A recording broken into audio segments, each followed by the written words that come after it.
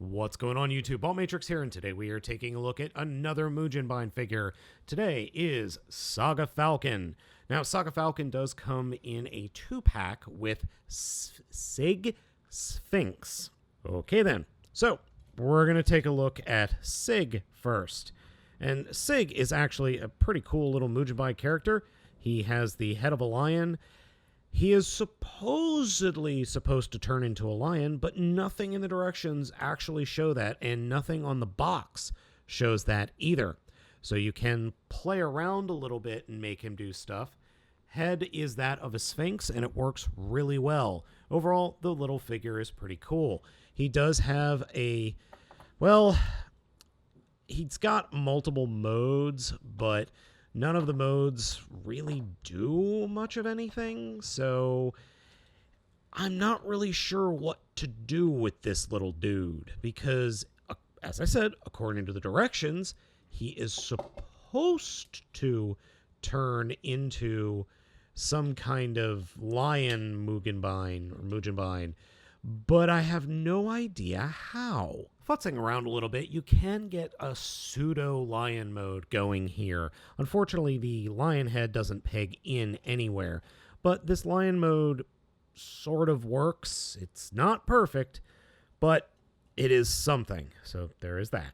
Moving on to the Falcon, you can see that the Falcon's actually pretty big and nicely colored, red, gold, black, and a little bit of white. Overall, works pretty well as a Falcon. It does have a wing flap gimmick, where you push it and the main drive wheel on the bottom of the cube here flaps the wings. It works okay, as you can see. Now, these two, specifically Sig here and the bird, can combine in a very odd combination. So to start with, we will pull the butt off of the bird and then attach the lion head to the bottom, and then reattach the arms and legs to Sig, and then have him mount the bird. So to mount the lion, or the lion head, we unpeg it, turn it around. It will peg up against the bottom here, like that. And then this section will peg up on top, and then this little thing will peg back here. So now that we have the lion head hidden in the back, we can have Sig come up here, and he will peg nicely on his knees, and then we have him flying with the bird, who could still flap its wings even if Sig gets in the way. So we can have the bird fly, and we can have Sig right on top. And you can pose his head so that he's looking forward, even though that looks very silly. So you kind of want to angle it like that. Now, of course, Saga Falcon has its own independent robot mode, so we're just going to rip all the parts off. Arms, heads, butt, back feathers. This line piece put off to the side. So we'll start with this big piece, the tail wing. Just point the wings straight up on Saga Falcon and kind of put it off to the side. Then take the gear, take the wheel, and spin it so that the white pieces go as high as they can, and then clip them into place like that. With the white pieces pointing forward and the individual cogs pointing up and down, we can then attach first his legs, and then his chest, which is the bird piece, which this whole section does come apart, and there is a reason for that, but unfortunately I'm missing a couple of pieces. Put that upside down. More on that in a minute. Then we can take the legs and flip those pieces up, and the legs will connect like so. Then we can attach the arms and just turn them so the wheels are pointing down. Attach the robot head, which attaches up top. And then the backpack section, which turn it like that. And then this section will attach underneath. And this whole thing will peg into the back. Oops, I actually have to put that the other way. Like that. And there we have Saga Falcon in robot mode. The robot mode for Saga Falcon works pretty darn well. I legitimately like it. I think it works, and it's just kind of neat looking.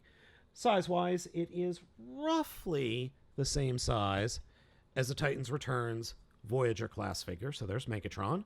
Posability-wise, forget it. I mean, you're not going to be getting any poses out of this guy. So the one thing we're going to do also is I'm going to show you a Sig Sphinx next to it. So the one thing with Sig is now we could flip out the little connector, and this will peg into the back of Sig's head.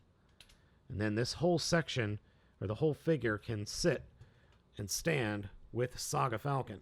So you effectively have two robot modes here, a little robot mode and a big robot mode. And this being Mugenbine, of course the little robot is going to combine with the big robot. Of course it is. For the combination of Sig, we're first going to rip him apart and then just start putting pieces onto Saga Falcon.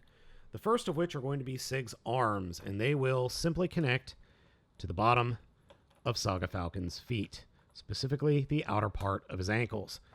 And I actually don't like that, so we'll do this.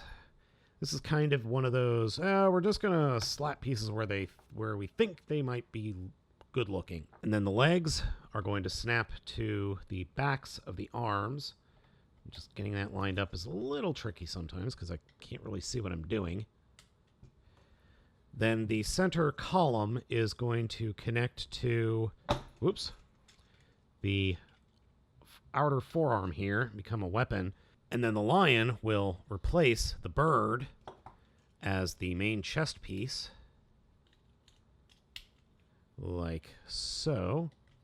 Come back here.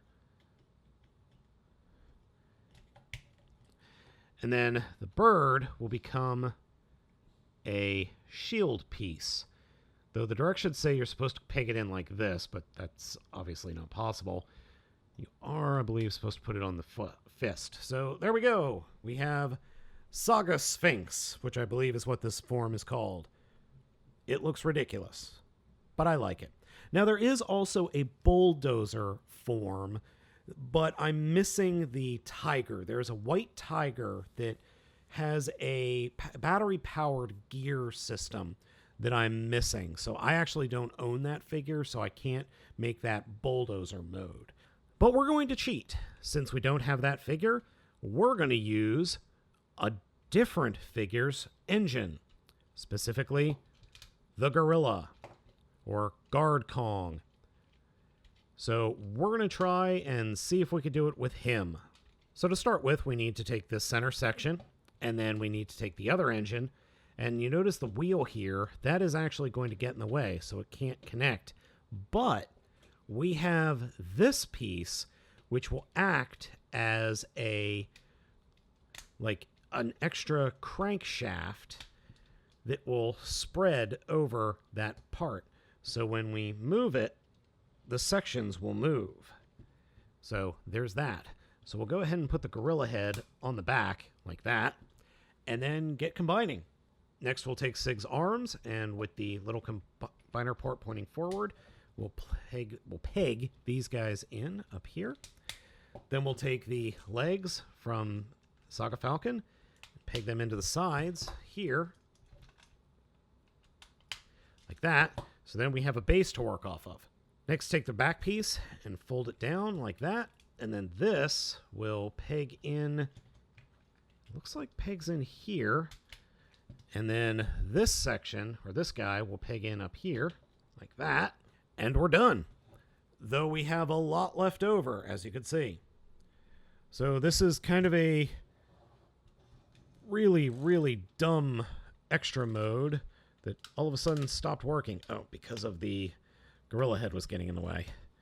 So, as you can see, we've got movement.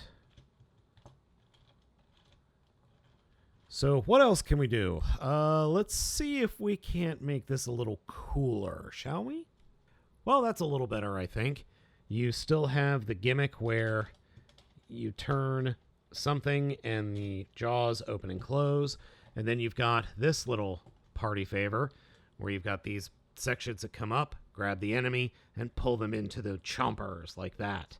So I think I've improved it a little bit. It looks weird. The only parts I wasn't able to use were the Kong head and the pants. I haven't figured out where I could put the pants yet. I guess I could put them down in front like that, but that looks even stupider. Anyway, oh wait, you know what? Maybe I can do this. Oh. Yes, fear me, for I have chomping pants. That works. That's even stupider. Anyway, I tried. But otherwise, Saga Falcon is pretty cool. I definitely recommend it if you can find it. It's definitely an interesting set and worth having in your collection. So again, I hope you've enjoyed this video review. As always, I'm Baltmatrix. I see you like, comment, and subscribe, and I will catch you next time.